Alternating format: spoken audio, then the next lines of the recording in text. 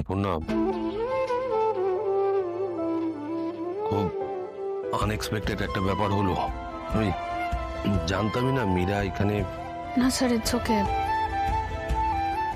এরকম তো আগেও হয়েছে, একজনের হাসার কথা অন্যজন চলে এসছে। আমি এসব নিয়ে খুব একটা ভাবি না।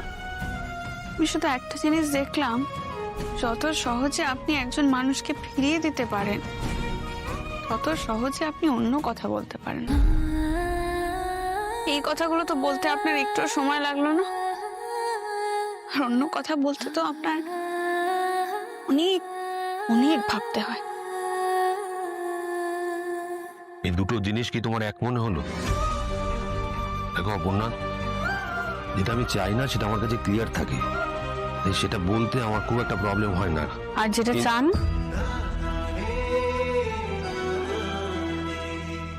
দেখো মীরা আমাকে এইসব কথা আগে কখনো বলেনি, আচমকা আজকে বলেছে, আর আমিও এটা এক্সপেক্ট করিনি যে ও এইভাবে বলবে। আমি কি করতাম তুমি বলো?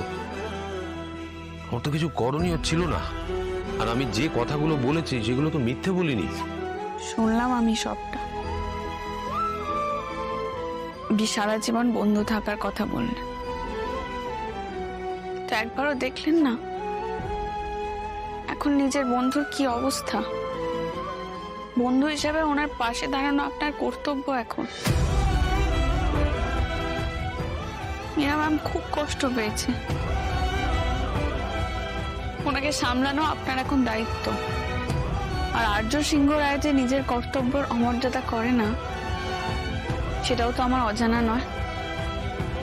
আপনি যান, দেখুন মীরা ম্যাডাম কোথায় গেলেন। কদিন আগে ওনার মা মারা যাওয়াতে একটা বড় ধাক্কা খেয়েছে, এখন আবার আর একটা ধাক্কা খেলেন। প্লিজ যান, গিয়ে দেখুন। ওনা কিভাবে একা ছাড়াটা ঠিক হবে না। যান।